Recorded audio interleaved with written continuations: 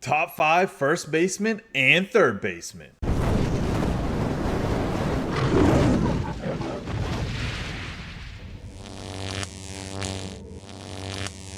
Ladies and gentlemen, boys and girls, children of all ages, this is Hopeful Chewbacca back at the Church of Chewbacca, and today we're going to give a top 5 list of the best first baseman primary position, as well as a separate top 5 list of the best third baseman of their primary position. We're doing the corner infielders together in one video, and then I'm going to have a video for the middle infielders, but it's going to be 2 separate lists as well, and then the outfielders will have just a top 10. We're going to see how this format goes. If you prefer to see maybe just top 10 infield as a whole list, because a lot of the guys are interchangeable, let me know. We can do that format. But right now, we're going to try this one. 2 top 5s in the same video. Let's get into it. Honorable mentions.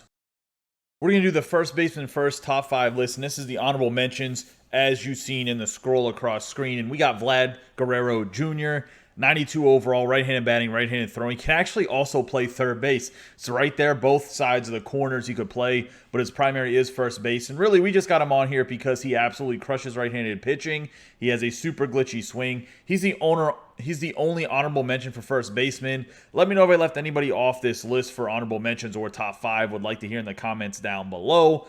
Let's pop into the top 5 list. Number 5.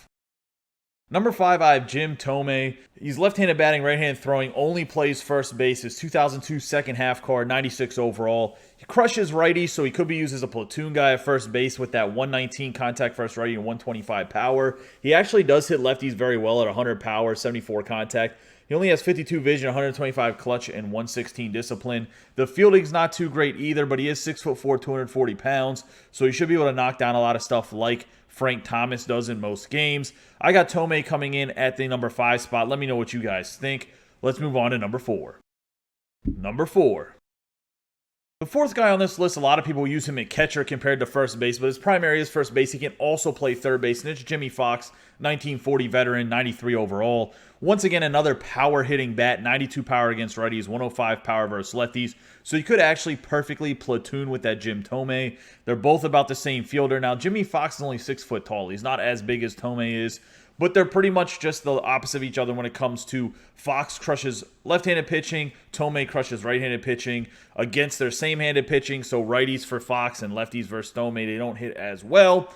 Either way, I think Fox has a tremendous swing just like Tome does. That's why he's at number 4. They're pretty much interchangeable on this list. And even with the next guy that's about to come up, you could argue that 3 through 5 are all pretty much the same player and can be used however you want on this list. This is how I have them ranked out of my personal preference.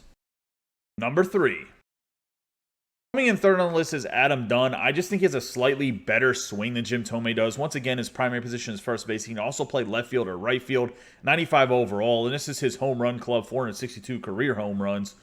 The biggest thing about this Dunn is he is just slightly better fielder than the Tome or Fox is. He's also 6'6", so he has a little bit bigger range to knock balls down, even though his fielding is also not magnificent. His power, though, is tremendous. He has a super glitchy swing, 122 against righties, 110 against lefties. The contact is not as high as Tome or Fox. That's why I said they're all kind of interchangeable. I got Dunn above them because I think Dunn is the best swing out of the 3, in my opinion. Let me know what you guys think. Number 2. For anybody that watches this channel, probably knows this is a surprise at number 2. But right now, honestly, the 99 overall 1982 Gold Glove Eddie Murray is the second best first baseman in the game. For a primary position, he has no secondary positions. He's a switch hitter, throws right-handed. I hate his batting stance. I can't hit with him, but I cannot knock his attributes. He has high-level diamond fielding at 92 fielding, 81 arm strength, 91 arm accuracy, and 86 reaction, on top of tremendous hitting at 100 plus at all the key hitting attributes. So I got to give it to him. He's number 2 on the list. Obviously, the guy number 1, it's going to be obvious when we get to him. But Eddie Murray, he's tremendous right now in the game. Do I think he ends up being in the top 5 at the end of the game? No, hopefully there's 4 more guys that I can put above him because I hate playing with him. But let me know in the comments if you think he rightfully deserved to be number 2. I'm sure many of you agree that he does. Number 1. The best first baseman in the game right now is Big Papi David Ortiz. 99 overall, left-handed batting, left-handed throwing. Has no secondary positions. Really played DH most of his career. He has terrible fielding, but he's 6'4", 230 pounds. So just like the Frank Thomas, the Jim Tome, he can knock the ball down. He has a lot of size. He actually makes a lot of Gold Glove level plays for me at first base. As you can see, I have him at the second parallel right now.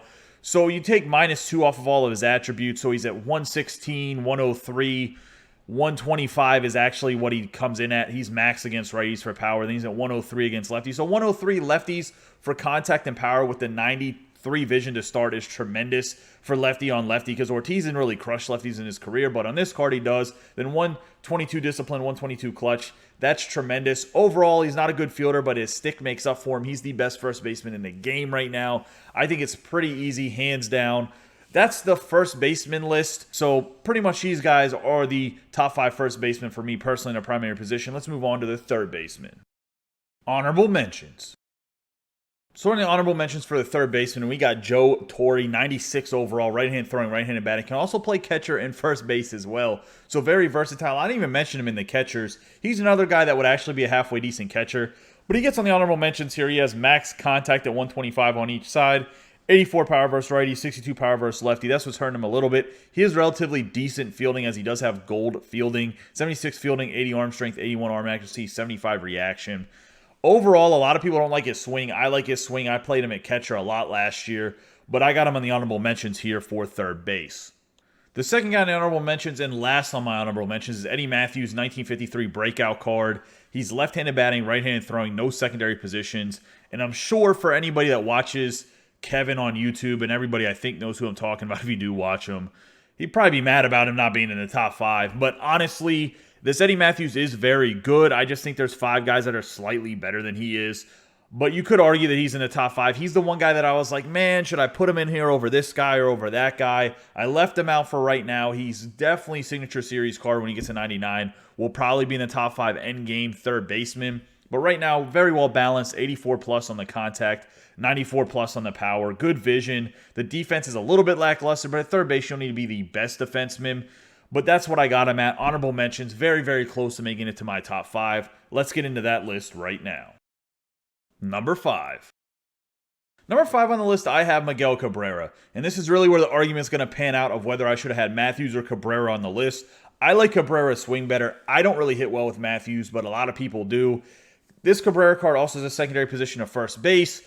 I just like Miggy, and I think he has the same defense that Matthews has, and I think his hitting's pretty much the same. He actually does hit righty on righty a little bit well. The righty on lefty isn't the best. He has decent vision. I got him at number 5. Let me know what you guys think in the comments down below. Did I rate Miggy too high?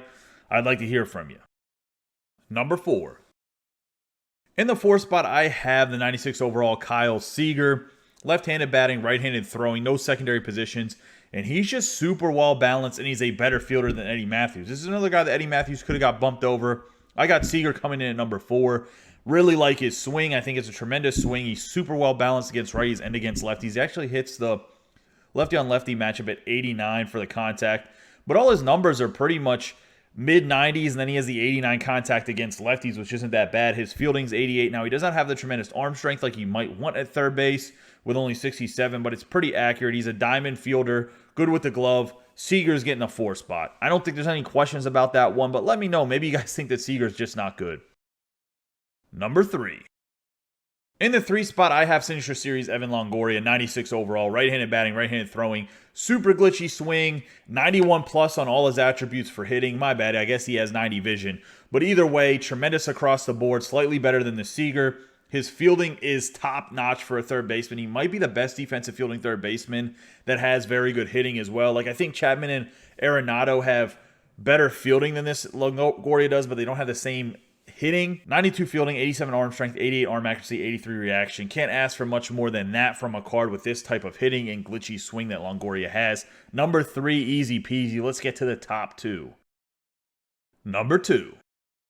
In the 2nd spot, we have the 2000 Silver Slugger Troy Glaus, third baseman with secondary position of shortstop. He's right-handed throwing, right-handed batting, 97 overall, 79 contact versus righties, max 125 contact versus lefties, 107 power versus righty, 125 max against lefties with 62 vision, 124 discipline, 83 clutch. Those numbers are fantastic. He absolutely obliterates left-handed pitching. Then his fielding is actually very good. 87 fielding, 86 arm strength, 76 arm accuracy, 83 reaction. Don't think you can argue with the Glaus coming in at number 2. Number 1, I think most of you guys know who it is. I think he's going to be the consensus number 1 or number 2 third baseman all year, but let's see who it is and get to him. Number 1.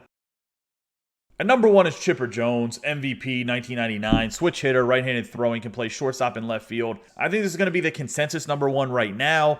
I think he's probably stays in the top 2 for the whole year. There might be 1 or 2 more third basemen. It'll be someone goofy like future stars, Brian Hayes, 99 overall or something crazy like that maybe Brian Hayes doesn't deserve a 99 overall card, but because he'll be faster than Jones and be like all max fielding and have good hitting and power, that it might be a card like that beats Jones. But right now, and probably for most of the year, he's going to be number 1 at third base. I don't know if there's really an argument about that or not. You can see his hitting attributes. He is actually maxed against lefties. I think he might start at 124 contact against lefties, but I think it's 125 to start. Against righties, can be 103 and 108 to start. And then he has great vision at 92. The fielding is good at 77 to start. So overall, he's just a really good card. Once you get him to the 5th parallel, he actually gets diamond fielding. So I just don't think there's going to be an argument against this Chipper Jones all year on top of being a switch hitter. But let me know. Maybe you guys just don't like Chipper Jones' swing. I don't really hit that well with him, to be honest. So maybe for me personally, there might be a better third baseman that I like later in the year. But right now, I think hands down, it's Chipper Jones. Also, guys, that's going to wrap up the video. Let me know what you guys think about this format. Do you think the 2 top 5s in one video for the corner infielders is nice? Do you want them to have their own separate videos because it's a little bit easier for you guys to maybe manage or whatever else? Or you're like, this video is too long. I just want a 9-minute video. So just 2 separate top 5s so you don't have to, maybe you don't want to care about third baseman. You only want first basemen. Just let me know. I think this format works for corner infielders because I don't want to do like a bajillion videos. Because if I do them bi-weekly, we're talking about 10 videos because I got to do all the position players. That's 8 plus relief pitchers and starting pitchers. So if I combine some, I can make it less videos. But if you want the 10 videos in a weekend, I'll do 5 and 5, 5 on Saturday, 5 on Sunday, knock them out. They're only about 8 or 9 minute videos if they're not combined. Let me know what you like format-wise. Please in the comments down below. It really helps. This is something I'm trying to do to keep you guys up to date about who's the best players are and to have a good discussion about it. Back to trying to build the community and get everybody to talk to one another and have their opinions and learn about the cards and who has good swings and who doesn't. I think this really helps that, and I'd love to hear from you guys. As always, I appreciate all the support. Don't forget to subscribe, like, and share this video with any of your friends that play MLB The Show 21. When we get up to 2,000 subscribers, I'm going to do another giveaway. This time, I'll probably be for a $50 gift card. Might do 25 again. We'll see. Let me know in the comments. If anybody watches this part of the video, would you rather see a 25 or 50? We'll see who watches to the end. You guys have a great day and be safe.